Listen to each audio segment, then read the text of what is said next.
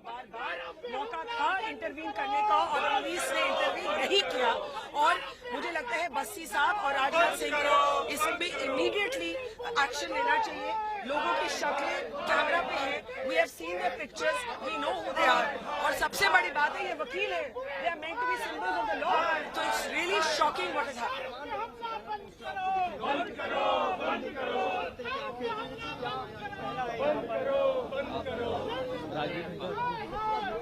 और ये तस्वीरें आप देख रहे हैं कि पत्रकार अब अपनी मांग को लेकर के आगे बढ़ते नजर आ रहे हैं। गृह मंत्री राजनाथ सिंह से भी मिलने की कोशिश इन्होंने की। वरिष्ठ पत्रकार क्या कुछ अपनी बात कह रहे हैं विरोध प्रदर्शन में। हम दुश्मन नहीं है, हम सिर्फ आवाज उठाते हैं। जी बिल्कुल सही है, हम कोई देशद्रोही नहीं है, हम अपना काम कर रहे हैं।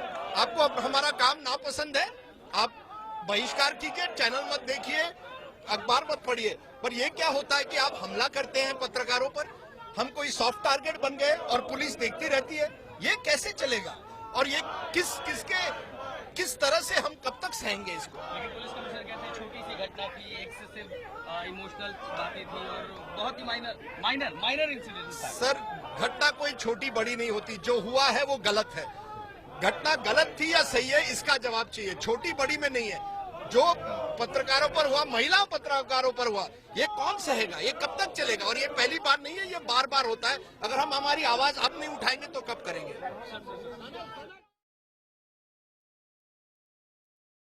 और इस वक्त हमारे साथ हमारे deputy managing editor Sumit Awasthi जुड़ रहे हैं। सुमित, आखिरकार एक बार फिर प्रोटेस्ट की नौबत आ गई है। बिल्कुल प्रशांत, और जो स्थिति होती जा रही है अपने देश में वो वाकई में बेहद चिंता की बात है। जिन परिस्थितियों में पत्रकार आज की तारीख में काम कर रहे हैं वो वाकई में दिल्ली पुलिस के लिए या उन तमाम सरकारी संस्थाओं के लिए सोचने की बात है कि किस तरीके का माहौल इस देश को दे रहे हैं। पत्रकार निष्पक्षता से, निर्भीकता से अगर रिपोर्टिंग कर रहे हैं और कोर्ट परिसर में जहाँ पे न्याय मिलने की बात होती है वहां पर उसके अंदर वकील जो काले कोट पहनकर न्याय की मूर्ति के पुजारी के तौर पर सामने आते हैं कि न्याय दिलाएंगे आपको, वो वकील पत्रकारों पर हाथापाई करने लगे। ये क्या स्थिति है? आप किसी के खिलाफ रिपोर्टिंग नहीं कर सकते। आप रिपोर्टिंग कर रहे हैं, किसी के पक्ष में कर रहे हैं, नहीं पक्ष में कर रहे हैं, तो वो आपको हाथ पैर से और लाठी मुक्कों से बात करने लगेगा। पत्रकारों के लिए इससे खराब और काला दिन और क्या हो सकता है? इससे अधिक चिंता की बात और क्या हो सकती है? जिस तरीके की हरकतों चीजों से पत्रकारों को गुजरना पड़ रहा है, आप देख लीजिए यूपी में मुजफ्फरनगर में जब दंगे होते हैं तो वहाँ पत्रकार पिटते हैं, वहाँ पे जब इलेक्शंस होते हैं पंचायतों के तो वहाँ पर पत्रकार पिटते हैं। आप देख सकते हैं बड़ी संख्या में पत्रकार यहाँ इकट्ठे हैं इस वक्त प्रेस क्लब के बाहर, तमाम बड़े बड़े पब्लिकेशंस के लोग हैं और सब मिलके एक ही चीज की बात कर रहे हैं। खासकर दिल्ली पुलिस की भूमिका पर सवाल खड़ा हो रहा है कि दिल्ली पुलिस क्या कर रही थी कल कोर्ट परिसर में। और हास्यास्पद स्थिति देखिए आप प्रशांत, बगल वाले कोर्ट में देश के सूचना प्रसारण मंत्री की पेशी हो रही है और उसके साथ वाले कोर्ट में सूचना प्रसारण की जिम्मेदारी जिन पत्रकारों पर है उनका गला घोटा जा रहा है, उनको रिपोर्टिंग नहीं करने दी जा रही है, उनको मारा पीटा जा रहा है और बगैर मतलब के मारा पीटा जा रहा है कोर्ट परिसर के भीतर, कोर्ट के प्रांगण में। इससे अधिक खतरनाक स्थिति क्या हो सकती है? दिल्ली पुलिस की जो स्थिति है वो साफ समझ में आती है और ये चीजें धीरे धीरे खुलकर अब सामने आ रही है कि सब प्लान तरीके से हुआ। तमाम वकीलों ने पटियाला हाउस बार एसोसिएशन जो है उसको एक्शन लेना चाहिए कि जिन लोगों ने इस तरह की हरकतें की, जिन्होंने कानून को हाथ में उठाया, वो उन पर वो लोग as a council, as a bar association क्या पनिशमेंट देने वाले हैं। बार काउंसिल को इन वकीलों को देखना चाहिए, इनके लाइसेंसों को रद्द करना चाहिए, इनके खिलाफ प्यूनिटिव एक्शन लेना चाहिए और बार एसोसिएशन के जो मेंबर्स हैं उनको भी अपने साथी वकीलों को पकड़वाना चाहिए, देश के सामने लाके देना चाहिए। परिस्थितियां दिन पर दिन खराब होती जा रही हैं। निष्पक्षता से, निर्भीकता से रिपोर्टिंग नहीं कर सकते आप रिपोर्टिंग में अगर किसी एक आपको लगता है कि आप ईमानदारी से रिपोर्टिंग कर रहे हैं और सामने वाले को लगता है कि आप उसके खिलाफ रिपोर्टिंग कर रहे हैं तो वो आपके खिलाफ हाथ पैर चलाएगा, वो आपके खिलाफ मारपीट करेगा, जूते चलाएगा। ये परिस्थिति हो गई इस देश के अंदर। ये सोचने वाली स्थिति है कि जिस देश को हम दुनिया का सबसे मजबूत लोकतंत्र के तौर पर कहते हैं वहाँ पे रिपोर्टर्स को, पत्रकारों को काम नहीं करने दिया जा रहा है, उनको व्यवधान पैदा किया जा रहा है और स्थिति यह कि देश के तमाम मूर्धन्य पत्रकारों को, पब्लिकेशंस को, न्यूज़पेपर के एडिटर्स को, चैनल्स के एडिटर को सड़कों पर उतरना पड़ता है अपनी आवाज सुनाने के लिए इस देश के सिस्टम को। ये क्या हो रहा है? अगर जेएनयू में कुछ घटना घटी है तो उसके बदले में जो आदमी रिपोर्टिंग करने उतरा है और वो दूसरे पक्ष की अगर रिपोर्टिंग करता है या आपके पक्ष की रिपोर्टिंग करता है तो दोनों पक्ष, जो विरोधी पक्ष है, वो मारपीट करने लगेंगे, वो हाथ जी। पैर चलाएंगे। ये सोचने की स्थिति है। ये वाकई में देश में दिन पर दिन जो परिस्थितियां पैदा होती जा रही है वो परेशान करने वाली है, वो चिंता में बिल्कुल। डालने वाली है। प्रशांत, बेहद दुखद और दुर्भाग्यपूर्ण कि आखिरकार निष्पक्ष पत्रकारिता करने वालों को आज अपनी रक्षा के लिए सड़क पर उतरना पड़ रहा है, न्याय की गुहार के लिए। अब से कुछ देर पहले किस तरह से यहां पर माहौल था और अपनी बात रखने के लिए पत्रकार आगे बढ़ रहे थे, हमारे सहयोगी संदीप कुमार ने यह जायजा लिया, वो भी देखें।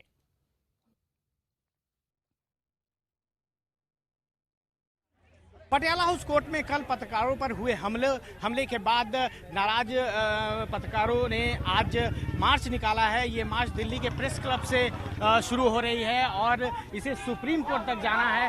पत्रकारों का कहना है कि मीडिया पर हमला यानी कि चौथे स्तंभ पे हमला करना है और मीडिया का काम है रिपोर्टिंग करना चीज़ों को, और उससे उसको रोका नहीं जा सकता है। अभी यहाँ से मीडिया के लोग प्रेस क्लब से रायसीना रोड से निकले हैं और ये अभी सुप्रीम कोर्ट तक ये मार्च निकालेंगे और उसके बाद ये मिलने की कोशिश करेंगे गृह मंत्री राजनाथ सिंह से।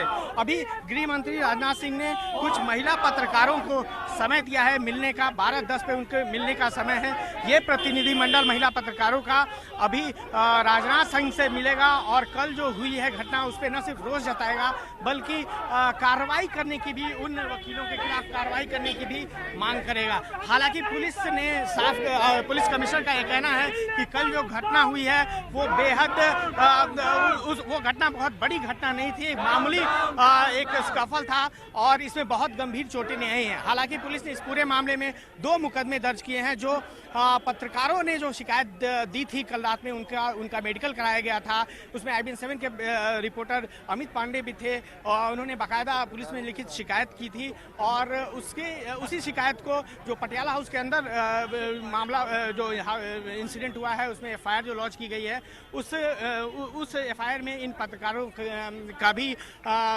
शिकायत को उसमें मिलाया गया है। संदीप कुमार, दिल्ली, IBN7। आखिरकार पत्रकारों को गृह मंत्री से गुहार लगाने के लिए सड़कों पर उतरना पड़ा है। हमारे डिप्टी मैनेजर सुमित अवस्थी लगातार हमारे साथ बने हुए हैं।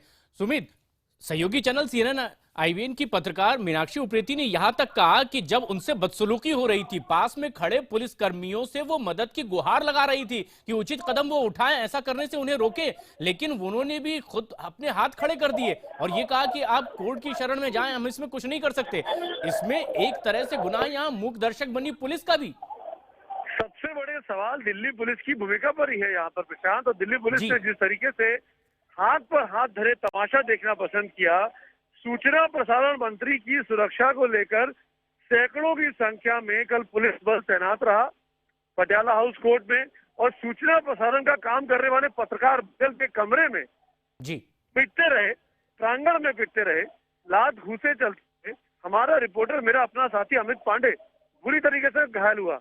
अमित पांडे को कंप्लेन करनी पड़ी जाके पुलिस में, और पुलिस भी मामला लिखती है तो अज्ञात लोगों के खिलाफ, जबकि तमाम कैमरे वहां लगे हुए हैं। न सिर्फ तमाम टीवी चैनल्स के कैमरों में उन वकीलों की तस्वीरें हैं, बल्कि पटियाला हाउस कोर्ट के अपने जो CCTV फुटेज होगा उनको भी खंगालना चाहिए और बहुत इजीली आप आइडेंटिफाई कर सकते हैं कि कौन, क्योंकि वो वकीलों की जगह है, बार एसोसिएशन से एफिलेटेड लोग वहां पर हैं, बार काउंसिल के पास सबके पास लाइसेंस है। कैसे ये हो जाता है? और इन सब के बावजूद भी न सिर्फ अमित पांडे बल्कि अमित पांडे जैसे दर्जनों पत्रकार, खासकर महिला पत्रकार, उनको मारा गया। मीनाक्षी उप्रेती जैसे तमाम लोगों को हताश करने की कोशिश की गई और सब प्लान तरीके से। और सिर्फ वकील, पुरुष वकील ही नहीं, महिला वकील भी उसमें इन्वॉल्व थी। महिला वकीलों ने मिलकर वहां पे लोगों के हाथ से फोन छीने ताकि आदमी अगर कोई फोटो खींच रहा है या वीडियो बना रहा है तो उन तस्वीरों को जनता के सामने न आने पाए। आप होंगे देशभक्त एक नंबर के, आपकी देशभक्ति के लिए आपको जरूरी होगा कि जो लोग आपके देश भारत माता के खिलाफ बात करें उनके खिलाफ आप प्रदर्शन करें, पर हिंसक हो जाए, मारपीट करें, किसी की निष्पक्ष आवाज को ना सुने। पत्रकार जो वहाँ रिपोर्टिंग करने के मौजूद थे, पत्रकार जो किसी का साथ नहीं दे रहे थे, जो कन्हैया कुमार की हियरिंग को सुनने आए थे कि कोर्ट क्या फैसला सुनाता है इस पूरे मामले में, आपने उन इनोसेंट पत्रकार को, उन निष्पक्ष और उन पत्रकारों पर हमला कर दिया, उनको आपने अटैक किया। अगर ये मतलब लोकतंत्र की हत्या नहीं है तो क्या है? और दिल्ली पुलिस की भूमिका तो सबसे बड़ी संदेह के घेरे में है। दिल्ली पुलिस के माननीय बस्ती साहब कहते हैं कि हमको फुटेज, हमको कंप्लेंट मिली है, FIR हुई है, अब हम देख रहे हैं, अब हमको क्या करना है आगे। अगर आपके पास फुटेज है तो आप क्यों नहीं उन फुटेज को लेकर एक्शन लेते हैं, कार्रवाई करते हैं? आप क्यों उसको बख्श दे रहे हैं? और ये तमाम वो बड़े सवाल हैं जो पूरी व्यवस्था सवाल खड़े करते हैं कि आखिर पुलिस मूक दर्शक बनी रही। और अब से कुछ देर पहले जब ये तमाम पत्रकार आगे बढ़े, गृह मंत्री राजनाथ सिंह से मुलाकात करने के लिए जा रहे थे, क्या यहां पर आखिरकार हुआ? हमारे सहयोगी एहतेशाम फोन लाइन पर हमारे साथ बने हुए हैं। एहतेशाम, क्या कुछ ताजा अपडेट्स आपके पास है जब पत्रकार आगे बढ़े गृह मंत्री से मिलने के लिए? हम अपने सहयोगी से एक बार फिर जोड़ने की कोशिश करेंगे। ये तस्वीरें हमारे दर्शक देख रहे हैं कि आखिर क्यों कर ये नौबत आई कि पत्रकारों को सड़कों पर उतरना पड़ा।